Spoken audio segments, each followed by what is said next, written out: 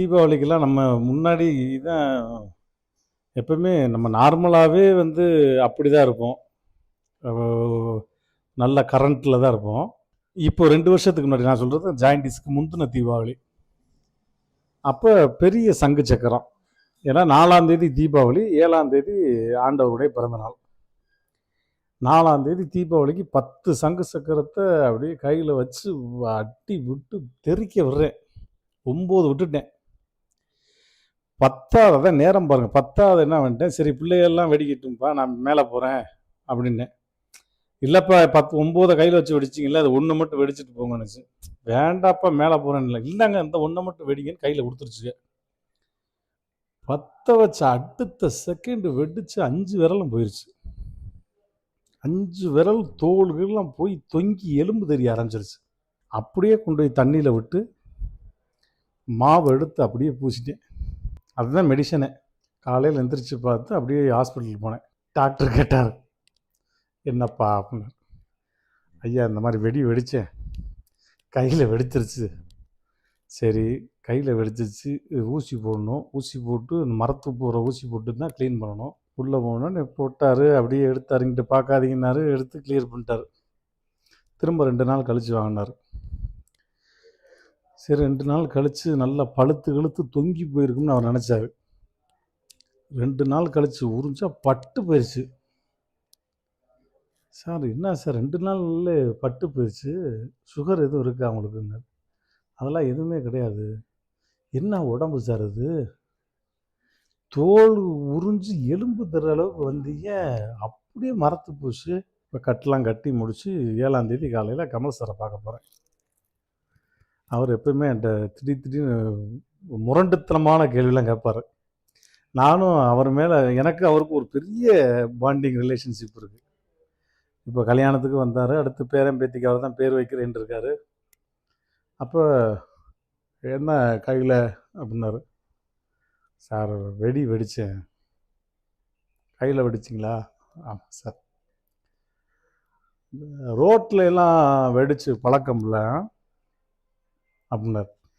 Sir கீழே வைக்கலாம் தான் பார்த்தேன், எதுக்கு கீழே வச்சுட்டு கையில் வச்சேன் சார் அப்படின்னேன். இனிமேல் அந்த மாதிரிலாம் பண்ணாதீங்க அப்படின்ட்டு முதுகில் 2 இழுப்பு இழுத்தாரு. அப்புறம் வந்து அது சரியாச்சு. இது வந்து மறக்க முடியாத ஒரு விஷயம். எனக்கு வந்து அது ஜாயின்டிஸ்னால தான் வெயிட் லாஸ் ஆனது. அது எனக்கு தெரியவே இல்லை சுத்தமாக. அப்போ நான் ஃபுல்லாக வந்து லண்டன், பாரிஸ்னு ஒரு 6 மாதம் பயங்கர ட்ரிப்பு. மலேசியாவிலேருந்து ஜஃப்னாலேருந்து திரும்ப பாரிஸு, பெல்ஜியம் இப்படி சுற்றிக்கிட்டே இருந்தேன். ஸோ அங்கெல்லாம் பயங்கர குளிர் வேறு, டிசம்பர் மாதம். எனக்கு டிசம்பரில் அந்த குளிர்னால சாப்பாடு ஃபுட்டு இறங்கலை. ஸோ ட்ரிங்க்கு கொஞ்சம் ஓவர் ஆயிடுச்சு. அதனால் என்ன ஆயிடுச்சுன்னா, அது என்னை அறியாமே பிளட்டில் ஃபுல்லாக கலந்து பிளட் வாமிட்லாம் வர அளவுக்கு ஆயிடுச்சு. என்னை அறியாமல் தூக்கத்திலே ஃபுல்லாக பிளட்டு. அது திரும்ப மலேசியா போயிட்டு வந்ததுக்கப்புறம் தான் ஃபுல் ஓவர் பிளட் வாமிட் வரவும் தான் செக்கப் பண்ணேன். அப்புறம் நக்கீரன் கோபால் சார் தான் பார்த்துட்டு என்னை இமீடியட்டாக டாக்டர்கிட்ட போய் அட்மிட் பண்ணார். அது அடையாறில் உள்ள தர்மா ஹாஸ்பிட்டல்னு சொல்லி. அவர் தான் ஜெயலலிதா அம்மாவுக்கு பார்த்தவர், கலைஞர் ஐயாவுக்கு பார்த்தவர், எல்லாமே பெரிய பெரிய ஆட்கள் எல்லாத்துக்குமே பார்த்தவர். அவர் தனியாக செப்பரேட்டாக ஒரு காலேஜே வச்சு இதுக்கான மெடிசனை அவரே தயார் பண்ணுறாரு. உடம்புல என்ன ப்ராப்ளம்னாலும் கையை பார்த்தே சொல்லிடுவார். ஸோ எனக்கு முன்னாடி கோவை குணாக்கு அங்கே தான் ட்ரீட்மெண்ட் எடுத்தாங்க. நான் முத்துக்குமார். அந்த ட்ரீட்மெண்ட் எடுத்துக்கிட்டு இருந்தப்பையும் ஒரு 6 மாதத்தில் அவங்க ட்ரிங்க் பண்ணதுனால தான் வந்து அந்த மாதிரி அவங்க இறந்து போனதுக்கான ரீசன் எவ்வளிய. அது ஒரு 3 வருஷத்துக்கு அதுக்கப்புறம் தொடவே கூடாது ட்ரிங்க்கு. நான் இப்போ டோட்டலாக 2 வருஷம் ஆச்சு ஸ்டாப் பண்ணி. டோட்டலாக ஆயாச்சு. அப்புறம் அவர் பார்த்துட்டு நெக் ஆஃப் த மூமெண்ட்டில் கொண்டாந்து சேர்த்துட்டீங்க. ஏன்னா எனக்கு நிற்க முடியல, தலை தொங்கிருச்சு. என்னை வேறு ஒரு கலரில் பார்த்துட்டாங்க. அப்புறம் அப்படியே தூக்கிட்டு வந்து வீட்டில் கொண்டாந்து சேர்த்தா ஒரு 2 வருஷம் வீட்டை விட்டே வெளியே வரல. ஒரு 10க்கு 10 ரூம்லேயே தான் இருந்தேன். எனக்குள்ளே நானே ஒரு பெரிய ஒரு ஜெயில் வாழ்க்கை இருந்தேன்னு வச்சுக்கோங்களேன். இந்த கோவிட் பேஷண்ட்டுக்கு கூட ஒரு 15 நாள் தான் இருப்பாங்க. 2 வருஷம் தனிமையிலே இருந்தேன். அப்போ எல்லாருக்கும் நான் பதில் சொல்கிற மாதிரி ஆயிடுச்சு. செல்ஃபோன் எடுத்தாலே என்னாச்சு, நம்மளை சுற்றி இருக்க நண்பர்களே வந்து சினிமாவில் தான் ஒன்றுன்னா 9ன்றுவாங்களே. மற்றவன்லாம் யோக்கியம் மாதிரியும் தண்ணி அடிக்காத மாதிரியும் உத்தம புத்திர மாதிரிலாம் பேசுவாங்க. அவர் அவ்வளோதான், இன்னும் 2 நாள் 3 நாளில் பாடி போயிடும்.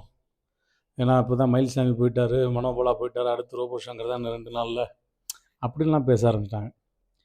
எனக்கு பேசிக்கலாக வந்து செல்ஃப் கான்ஃபிடென்ட் ரொம்ப அதிகம். நான் நிறைய ஆரம்பத்துலேருந்தே பல வழிகளை பார்த்ததுனால, போடா பார்த்துக்குறோம்டா என்ன வரப்போகுதுன்னு வீட்டில் ரொம்ப ஸ்ட்ராங்காக எனக்கு வந்து கூடவே என்னை வந்து மானிட்டர் பண்ணி பார்த்து, அதுலேருந்து கொஞ்சம் கொஞ்சமாக ரெக்கவர் ஆகி, அதுக்கப்புறம் வந்து எனக்கு பட வாய்ப்புலாம் கொடுக்காமலாம் இருந்தாங்க. இனிமேல் ரோபோ சங்கரை வச்சு படம் பண்ணால் அது கண்டினியூ பண்ண முடியாது, என்ன சுச்சுவேஷன் ஆகும்னு தெரியாது, எப்போ பாடி போகும்னு தெரியாது, அவரை வச்சு பண்ண முடியாது. அப்போ என் மேலே உள்ள ஒரு கான்ஃபிடென்ட்டில் வந்து நான் எப்போயுமே வாத்தியார்னு கூப்பிட்றது டைரக்டர் கூகுளில் தான். அவர் நம்ம டைரக்டர் இல்லை, எனக்கு தெரியும், நான் அவனை கொண்டு வர்றேன், எனக்கு ஃபுல் கான்ஃபிடென்ட் இருக்குது, அவன் பண்ணுவான், அவன் அவ்வளோ செல்ஃப் கான்ஃபிடென்ட் உள்ளவன், அவனால் பண்ண முடியும்னு சொல்லி பண்ணது தான் சிங்கப்பூர் சலூன். இந்த வருஷத்தில் முதல் படம், மிகப்பெரிய சக்ஸஸ் இந்த படம். அது எல்லா இயக்குநர்கள் எல்லா நடிகர்கள் மேலேயும் என்னடா பழையபடி வந்துட்டானடா அவன் அப்படின்னு அது இதிலே போட்டாங்க. இவனுக்கு யாரா போட்டது எண்டு கார்டு, எடுத்து போடுறான் என் ரெக்கார்டு அப்படின்ற மாதிரி அதிலேருந்து பழையபடி ரெக்கவர் ஆகி வந்தது தான். ஸோ அதில் நமக்கு வந்து ஆரம்பத்தில் நான் பண்ண எக்ஸசைஸு, சாப்பிட்ட ஃபுட்டு தான் என்னை காப்பாற்றினது. இல்லைன்னா எப்பயும் முடிஞ்சிருக்கும். அந்த எக்ஸசைஸ், எடுத்துக்கிட்ட உணவு, டெய்லி வந்து தயிர் சாதம், வெங்காயம், இதுதான் என்னுடைய ஃபுட்டு. அதை சாப்பிட்டு ஹெல்த்தியாகி அப்படி ரெக்கவர் ஆகி வந்தது தான் இப்போ பழையபடி அதெல்லாம் முடித்து இப்போ அப்படி இருக்கேன். இல்லை, அப்போல்லாம் ரொம்ப மனநிலை வந்து என்னடா இது பேசாமல் சூசைட் பண்ணிடலாமான்ற அளவுக்குலாம் ஆயிடுச்சு. ஏன்னா சேனலில் கூப்பிடல, ஒரு ஸ்டேஜ் ஷோ கூப்பிடல, சினிமா படம் கூப்பிடல, இதுக்கு மேலே என்ன இவ்வளோ தூரம் நம்ம வந்து இதுதான் நம்மளுடைய பேஷனு, எதுலேயுமே இவ்வளோ திறமை இருந்தும் நம்மளை வந்து ஒரு சின்ன இஷ்யூனால நம்மளை கூப்பிடாம விட்டாங்களே அப்படின்ற ஒரு பெரிய ஆதங்கம். என்ன எல்லாருக்கும் வர்ற வியாதி தான், அதுலேருந்து ரெக்கவர் ஆகி வந்தாச்சு, சரி ஓகே, நம்பி யாரும் கூப்பிட மாட்டேன்றாங்களேன்னு ஒரு பெரிய ஆதங்கம் இருந்துக்கிட்டு தான் இருந்துச்சு. அதுக்கப்புறமும் வந்து விஜய் டிவியில் அப்பப்போ ஷோ பண்ணிக்கிட்டே இருந்தேன். என்னால் ரொம்ப நேரம் நின்று பெர்ஃபார்ம் பண்ண முடியாது. இப்போ நீங்கள் கேட்குற டோன்லாம் அப்போ கிடையாது எனக்கு. என் டோனே மாறிடுச்சு. 5 நிமிஷத்துக்கு மேலே நிற்க முடியாது, கண்டினியூவாக பேச முடியாது, ஃப்ளோவாக பேச முடியாது, வாயில் தடுமாற்றம் இருக்கும் பேச்சில்.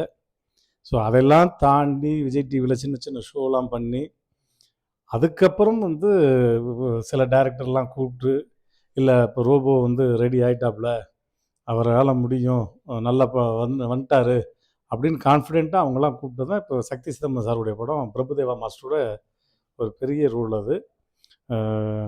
படம் வந்து அடுத்த மாதம் ரிலீஸு. அந்த படம் வந்து ஒரு பெரிய கேரக்டர். அதுக்கப்புறம் வரிசையாக பண்ணியிருக்க படங்கள்லாம் வருது. ஸோ இதுக்கப்புறம் பண்ணுற படங்களும் பெரிய கேரக்டர்லாம் பண்ணுறேன், வரிசையாக வருது. இப்போது பாப்பாவுக்கு கல்யாணம் முடிஞ்சு இப்போ 6 மாதம் ப்ரெக்னெண்ட்டாக இருக்காங்க. இன்னும் 4 மாதத்தில் வந்துடுவானுங்க பசங்க. அப்புறம் வந்து ஆண்டவர் மாதிரி பேரனையும் பேத்தியும் தூக்கிட்டு போக வேண்டிதான், போர் கொண்ட சிங்கம் அப்படின்னு.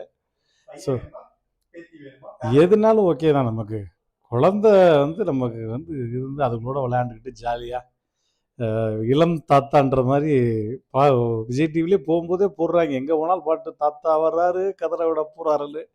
அது கேட்கும்போதே அவ்வளோ சந்தோஷமாக இருக்குது. ஜனவரி மாதம் டேட் கொடுத்துருக்காங்க. So eagerly waiting. இல்லை, இப்போ அவள் இன்னும் எத்தனை வருஷம் ஆனாலும் எனக்கு அவள் மக தானே.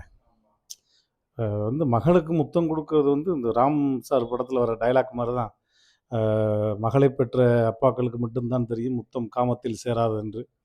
அது மாதிரி எத்தனை வருஷம் ஆனாலும் அவன் எனக்கு குழந்தை தான். அது வந்து நாங்கள் அப்படி தான் நாங்கள் விளாடுவோம். அவளுக்கு கன்னத்தில் கொடுத்தாலும் சரி, உதட்டில் கொடுத்தாலும் சரி, நெத்தியில் கொடுத்தாலும் சரி, அவள் என் மக தான். அதே மாதிரி என் மாப்பிள்ளையும் என் ஒய்ஃபும் பேசிக்கிட்டு இருக்கும்போது யதார்த்தமாக திரும்பினாங்க, அந்த ஷாட்டு கரெக்டாக மாட்டிக்கிச்சு. அதை போட்டு உடனே எழுதிட்டாங்க.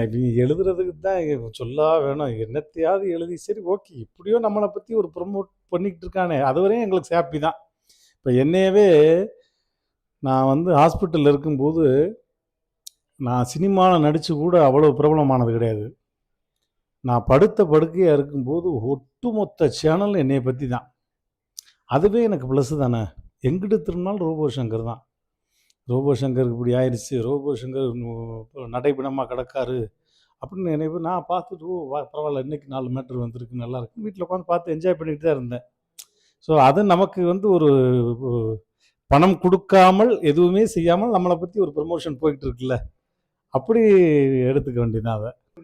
இதை இப்போ ஜாலியோ ஜிம்கானா, சக்தி சிதம்பரம் சாருடைய படம், பிரபுதேவா மாஸ்டரோட, அது கம்பல்சரி ஹிட் அந்த படம். நல்ல படம். அடுத்த மாதம் ரிலீஸு. அதுக்கப்புறம் 2, 3 சின்ன சின்ன கேரக்டரில் வந்தது. அப்புறம் தேசிங் ராஜா 2 எல்எல் சாருடைய படம். இதுக்கப்புறம் பண்ணுற படங்கள் வந்து நல்ல பெரிய கேரக்டராக பண்ணுறேன் இப்போது. எது கிடைச்சாலும் பண்ணுற மாதிரி ஆயிடுச்சு. அதில் முக்கியமாக ஏன்னா கேரக்டர் ரோல் பண்ணால் தான் நமக்கு ஒரு டெல்லி கணேஷு இது மாதிரி ஒரு லைஃப் லாங் நிற்கலாம். ஸோ இப்போ அடுத்த பண்ணுற படங்கள் வந்து ஒரு ஹீரோயினுக்கு அப்பாவா ஒரு கேரக்டர் கேட்டிருக்காங்க. என் கேரக்டர் வந்து எப்படினாலும் நீங்கள் அடாப்ட் பண்ணிக்கலாம். மாமன், சித்தப்பன், பெரியப்பன், அண்ணன், தம்பி, பஞ்சாயத்து தலைவர், எதுக்குனாலும் அடாப்ட் பண்ணிக்கலாம். எதுக்குனாலும் நம்ம பண்ணி கொடுக்கக்கூடிய ஆள் தான். அதனால் இதை சிறப்பாக பண்ணி கொடுத்துருவோம். அதனால் பிரச்சனை இல்லை. எந்த கேரக்டர் இருந்தாலும். ஆமாம். மாப்பிள்ளை வந்து மதுரை. பிளட் ரிலேஷன்ஷிப் கிடையாது. ஆனால் வந்து ஒரு என் ஒய்ஃபு நாங்கள் போய் பார்த்து பழகினதில் நம்ம பழக்க வழக்கத்தில் ஒரு ரிலேஷன்ஷிப் வரும்ல, அந்த மாதிரி ஒரு பாண்டிங் எனக்கும் இருக்கும். அந்த மாதிரி தான் வந்து என்னை மாமான்றதும், மாமான்னு சொல்ல மாட்டாப்புல, அப்பான்னு சொல்லுவாப்புல, அக்கான்னு வாப்புல, அம்மான்னு வாப்புல. ஸோ அந்த மாதிரி ஒரு க்ளோஸ் ரிலேஷன்ஷிப் தான். அவளுக்குமே ரொம்ப பிடிச்சி கல்யாணம் பண்ணதான், லவ் பண்ணி. அவள் வந்து 27 குழந்தைங்கள தத்தெடுத்து வீட்டில் வச்சு பார்த்துக்கிட்டு இருக்காரு. 27 குழந்தைங்கள வீட்டிலே வச்சு ஒரு அன்பு இல்லம்னு சொல்லி நடத்திக்கிட்டு இருக்காரு ட்ரஸ்ட்டு. இந்தியாவிலே தி பெஸ்ட்டு ட்ரஸ்ட்டில் வந்து இவருடைய ட்ரஸ்ட்டும் இருக்குது. அதான் குழந்தை பிறக்கிறதுக்கு முன்னாடி 27 குழந்தைகளுக்கு தகப்பனானவர்.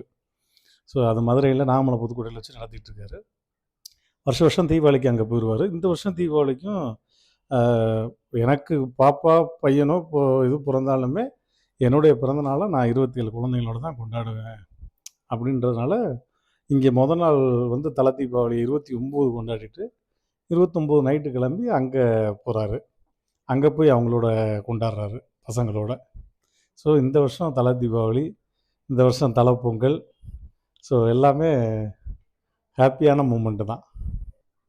அனைவருக்கும் இனிய மாலை வணக்கம். புது யுகம் நேயர்களுக்கு இனிய தீபாவளி நல் வாழ்த்துக்கள். இந்த தீபாவளியில் எல்லா தீபாவளியும் சிறப்பாக கொண்டாட வேண்டும் என்பது என்னுடைய வேண்டுகோள். அது ரோபோ சங்கர் மாதிரிலாம் கையிலலாம் வச்சு வெடிக்காதீங்க, தரையில் வச்சு வெடிங்க. ஜாலியாக அதே சமயம் ஜாக்கிரதையாக வெடிங்க, சந்தோஷமாக இருங்க. அனைவருக்கும் இனிய தீபாவளி நல்வாழ்த்துக்கள். நன்றி, வணக்கம்.